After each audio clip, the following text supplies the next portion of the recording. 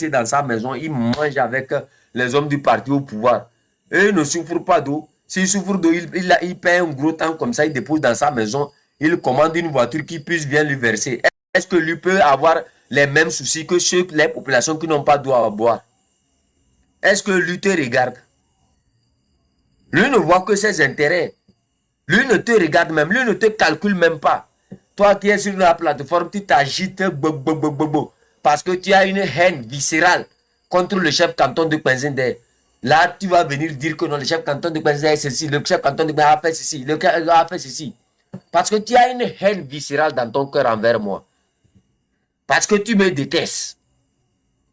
Parce que ça te fait croire que non, c'est toi qui devrais plutôt être à ma place. Mais moi, je ne garde pas ma place. Moi, je ne prends pas ça pour faire quelque chose avec. C'est vous qui vous trouvez, c'est vous qui êtes venu ici pour gagner la visibilité. Sinon, combien de fois, tous les panels, j'ai perdu presque 13 comptes. Sur chaque compte, calculé. Même 6 000 abonnés, 13 comptes, ça fait combien? Le premier compte, 50 000 abonnés, quelque chose. Le deuxième, 25 000 abonnés, quelque chose. Après l'autre encore, presque, estimons ça à 10 000 abonnés. Fois 13, ça fait combien? Moi, je ne suis pas ici. Et ça prend combien de temps? Ça ne prend pas assez de temps comme pour vous, là. Pour vous, ça prend du temps. Parce que vous ne dites pas la vérité. Les gens ne vous aiment pas. Moi, on coupe, ça ne fait pas quelque temps, boum, c'est encore monté. On coupe, ça ne fait boum. On coupe, ça, boum. Quand tu sers la vérité, les gens vont toujours te suivre. Moi, je ne fais pas ça pour la visibilité. Je ne fais pas ça parce que quelqu'un m'a envoyé en mission. Je ne suis pas en mission pour qui que ce soit. Quand dans mon propre camp, les gens sortent pour faire du désordre, je les ramène à l'ordre. Je ne le fais pas parce que j'ai besoin du soutien de qui que ce soit. Non, je ne le fais pas comme ça. C'est parce que je sens que le Togolais lui-même est fatigué. C'est parce que je sais que l'Évé souffre au même titre que le Kabyé.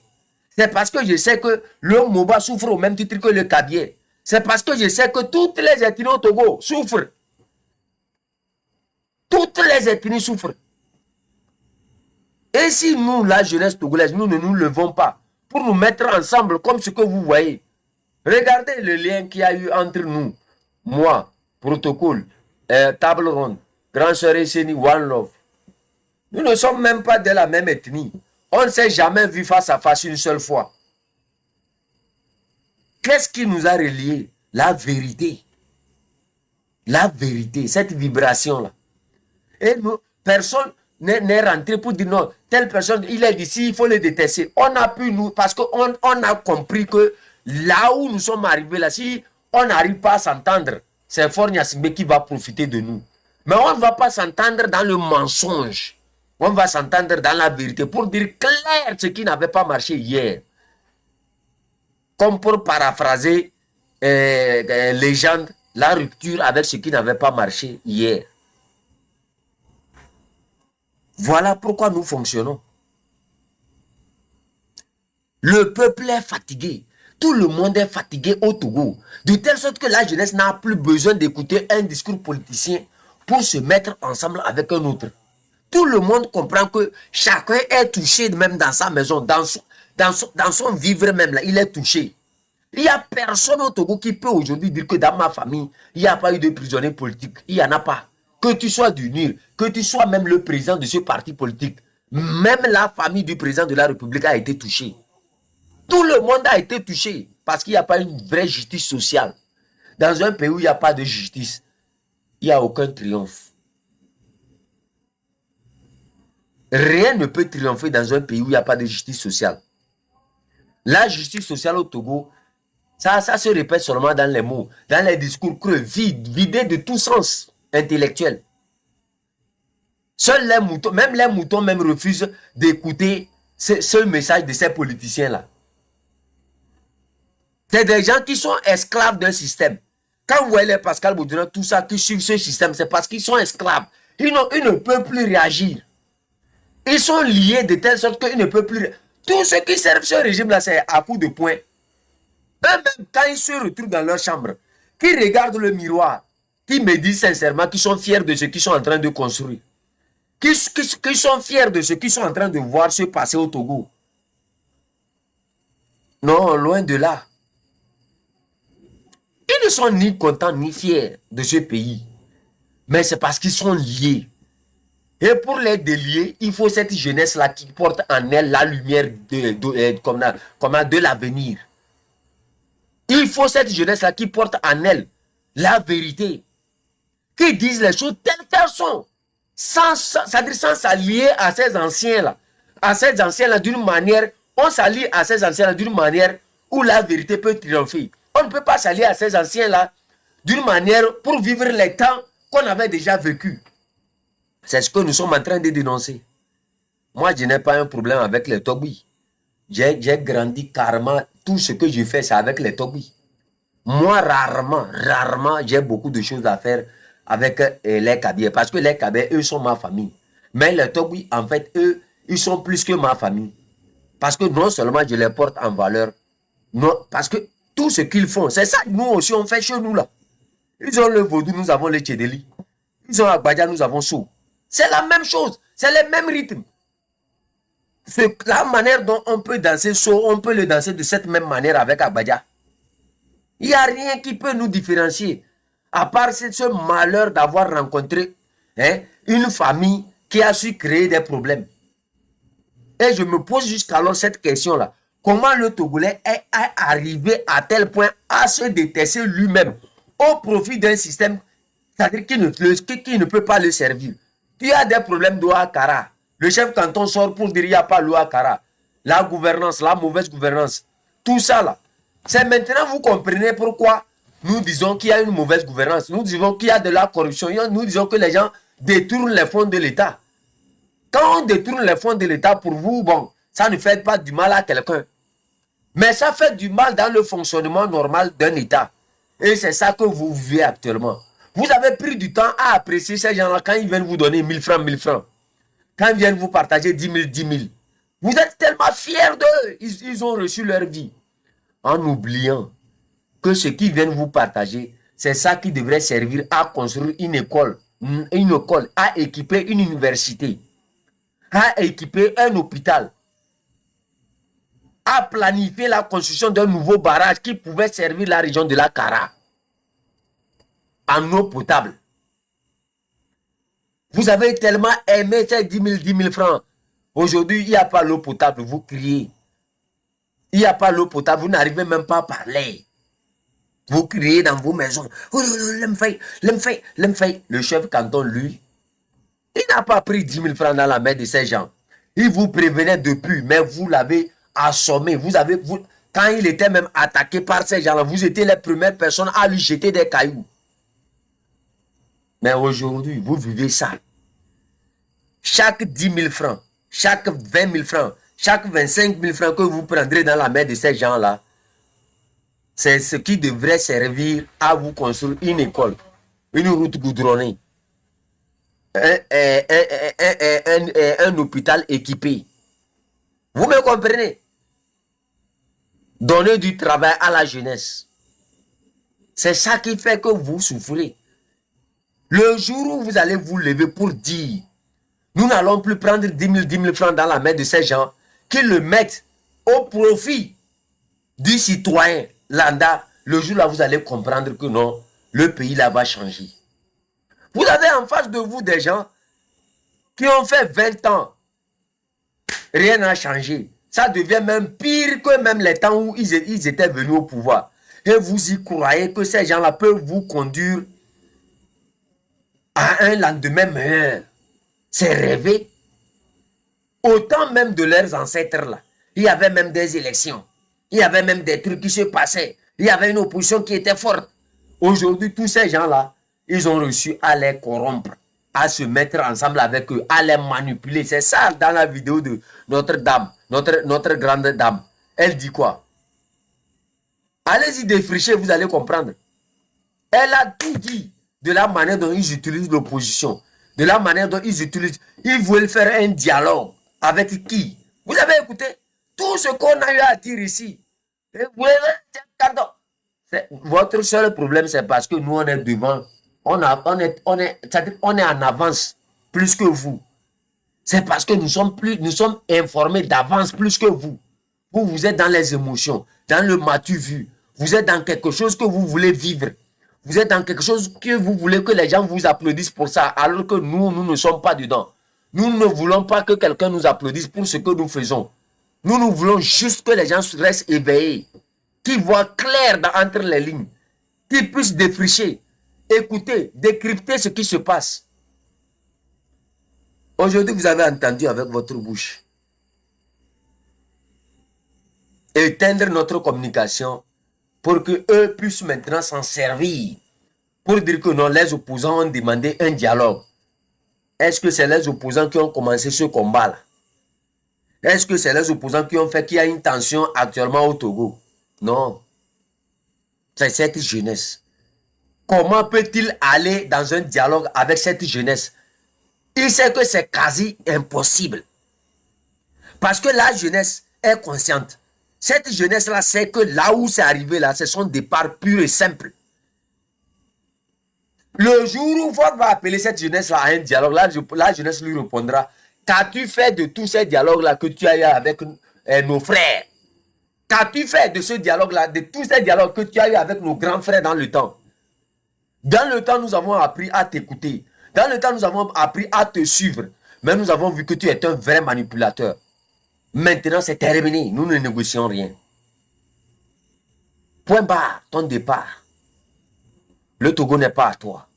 Le Togo, c'est à toi. Comme étant citoyen togolais. Et c'est la même chose aussi comme étant un autre citoyen togolais. Dès que tu portes cette carte d'identité togolaise, tu sais directement que ce pays-là nous appartient à nous. Tout ce qu'il n'y a pas chien qui peut venir dire que non, son papa était Yadima. Si ton papa était Yadima, mon papa était Kaman. Tu as compris?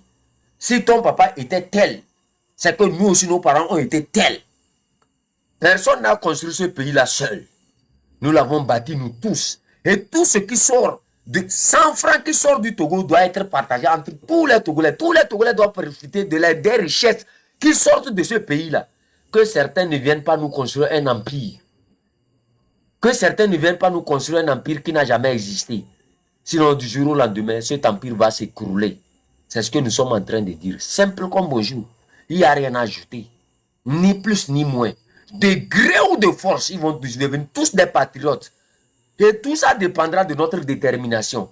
Tout ça dépendra de notre travail. De la manière dont je viens vous saluer chaque fois comme ça. Et je descends et je remonte. Pour dire, même si on tombe, on peut se relever. Même si on était tombé bas, qu'on puisse encore se tenir les mains dans les mains pour qu'on puisse se relever. Qu'on puisse voir les choses. Que petit frère, grand frère, qu'on puisse de gré ou de force devenir des patriotes. Pour voir clair ce que nous sommes en train de subir. L'argent que tu prends dans la main de ces gens, tu t'applaudis que tu as été corrompu. Quelques jours après, tu vas mourir dans un hôpital. Parce que l'hôpital n'est pas équipé. Mais tu peux tenir l'argent comme ça, tu iras dans la salle d'opération, il n'y a pas tous les équipements. Tu vas mourir, mon frère. Toi, tu vas mourir. Rappelez-vous ici que la fille de Yadema elle-même, il fallait une fois l'évacuer, mais ils n'ont pas pu l'évacuer. Et elle est morte au Togo. S'il y avait un hôpital sincère, normal, équipé, on ne devrait même pas parler d'évacuation. Les putains tchala, ils sont où? La grande gueule. Dominique Alissou. Il était. Allez-y suivre cette vidéo sur YouTube. Vous allez le voir agité comme un singe sur un arbre. Vous connaissez les grimaces d'un singe. Quand il y a les mangues vertes, il sautait seulement.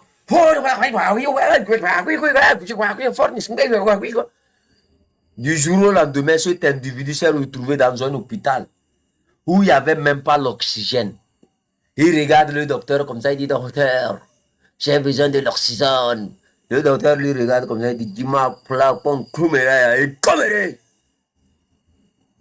les Joe. C'est comme ça, il est resté là. Oui, j'ai besoin de l'oxygène. Le docteur lui regarde, il dit: Yakame, bon, Kumeraya. Et Gomere, il est pour nous, pour bassa, bassa, bassa, bassa. Il va elle va, elle est oxygène milo, elle est seringue milo, elle est yakame équipement milo. Bon kumera. Le docteur est allé, au lieu de remplir la liste, hein, pour dire qu'il faut l'oxygène, le docteur remplit une civière pour lui, pour qu'on vienne lui chercher, parce que le docteur savait qu'il devrait mourir dans le temps. Et c'est comme ça, il est resté là-bas, il regarde, docteur, sauve-moi. Le docteur dit, ah, il est pas fort, Nyasimbe. Il est pas fort, Nyasimbe.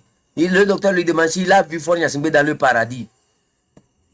Quand vous soutenez ce régime-là, hein, quand vous soutenez ce régime-là, vous voyez Kegewe là, Kegewe, toi je vais te charlater.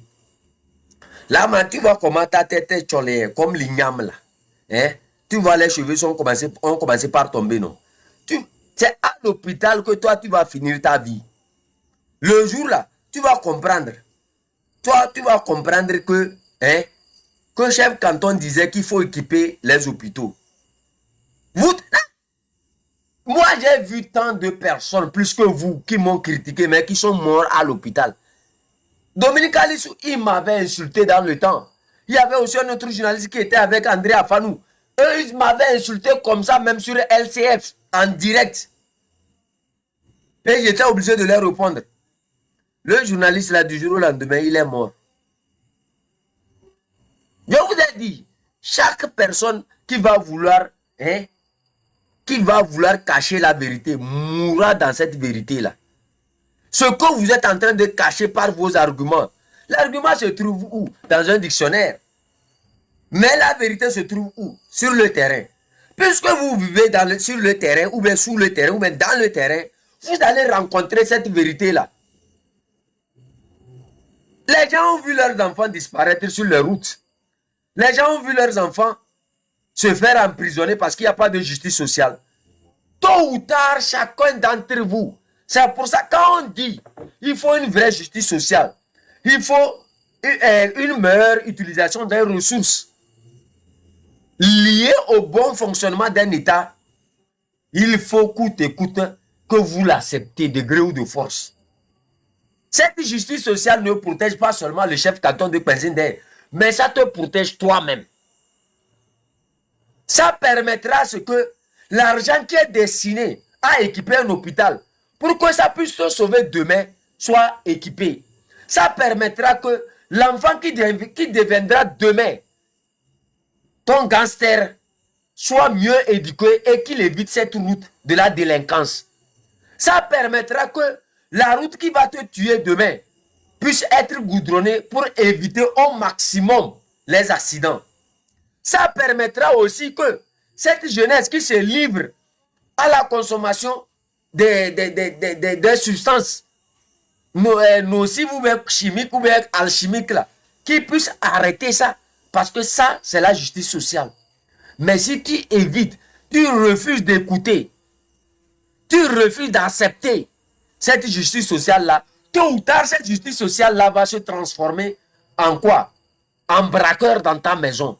Cette justice sociale va se transformer en quoi? En criminel qui abattra ton enfant dans une voiture parce que toi, tu as volé l'argent de l'État pour lui payer une Mercedes. Parce que tu as volé l'argent de l'État pour l'équiper avec un moteur V8. Et le criminel, son travail, c'est normal. Il viendra reprendre ce que tu as volé. Tu ne l'as pas donné l'éducation. C'est l'éducation là, il vient reprendre, c'est tout.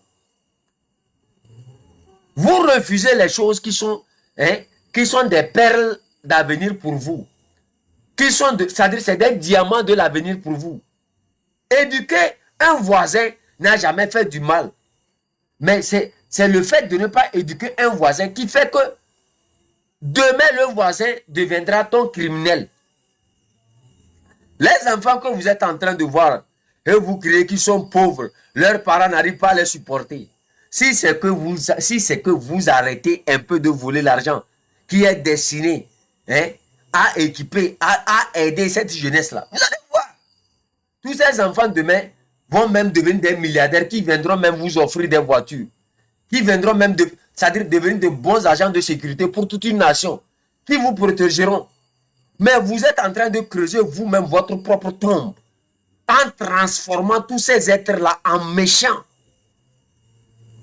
Alors que l'argent, on partira, on le laissera. Qui se rappelle où est parti l'argent de Mambutu? Qui se rappelle même où est parti l'argent de Yadema quand sa propre fille est morte dans un hôpital? Qui se rappelle? On amasse des richesses, on dépose. Et on est là, on se gonfle les muscles. Je suis Pitang Tchala, je suis Pitang Tchala, je suis Pitang Tchala, je suis Pitang Tchala. C'est ça l'imbécile là, avec, ah oui, avec ses dents, on dirait les pelleteuses là. La bouche avec des dents comme les dents de souris là. Il est derrière fort, mais il marche, il soulève ses ailes comme ça, gouya, gouya, gouya. Toi, ton temps va arriver. Va demander à Katanga. Va demander à Pacha. Va demander à tous ceux qui étaient avec Fornia Simbe là. Ton temps va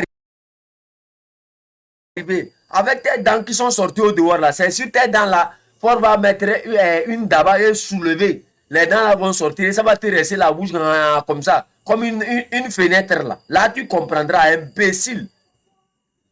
Je s'en vais. On dit c'est en live. Moi je descends, je coupe mon live. J'attendais seulement qu'elle allume. Moi je ne vais plus faire un live. Voilà. Table ronde, elle est en live, hein, Abi. J'avais dit qu'elle devrait être en live. Là, nous, on va aller, nous tous, on va aller là-bas. Protocole. Et la soeur est en live. Vérifiez pour moi, pardon. Là, nous tous, on s'en va là-bas.